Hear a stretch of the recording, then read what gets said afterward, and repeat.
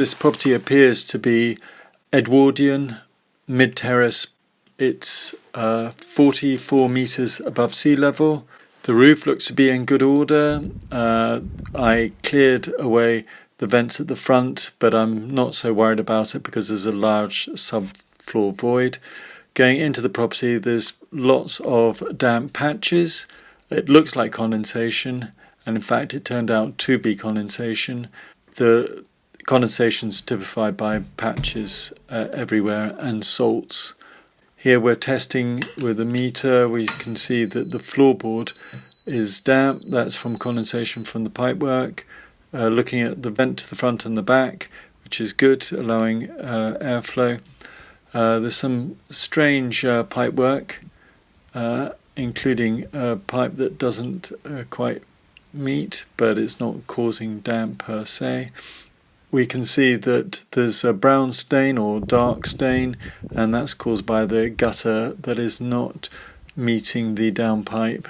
It's been gaffer taped up. There's a lot of greenery, there's a lot of growth, and in fact when we go into the bathroom and using the radio frequency, we can tell that there's damp behind the tiles. Not that it's unusual to have damp behind tiles, but it's an indication that there's moisture in the wall. Downstairs we can find damp. In fact, in this case it's behind the shower room.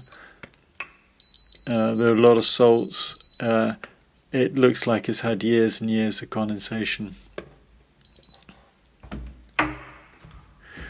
Behind the door, very often you get high humidity readings behind the door because doors trap in the humid air. But in fact there are plenty of low meter readings which are just as important, and this is the back reception. If there was rising damp there wouldn't be low meter readings along this wall. We're taking readings every foot, roughly 1 to 2 foot. In the kitchen the meter readings are high, and in fact we're seeing it going relatively high up towards the ceiling. It's not too bad. 20 is the cut-off really, and in fact in the ceiling we can see some high readings. Some of the walls are low and some of them are high.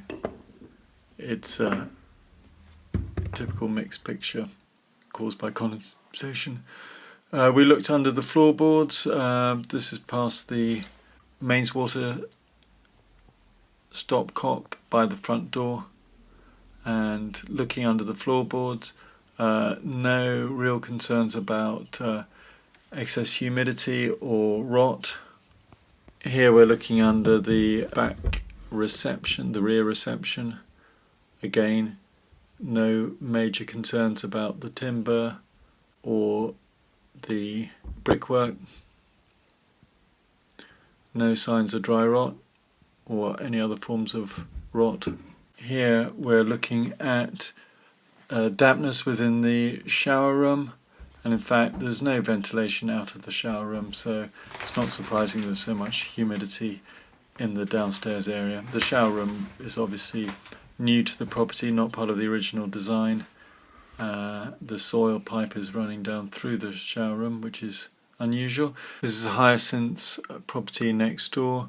We can see that it is actually dry to the left, which is surprising, and the dampness is down towards the bottom where the condensation was on the other side, where the cold pipes were condensing water on the other side of the wall. This suggests that actually the penetrating damp from the gutter is not so much of a problem. Hyacinth was worried about water that comes from the upstairs bathroom and is missing her hopper. I don't think that's such an issue, but she seems to be concerned about it and getting it sorted out. Overall, it's a nice big property, great opportunity, and should be easy to resolve damp-wise.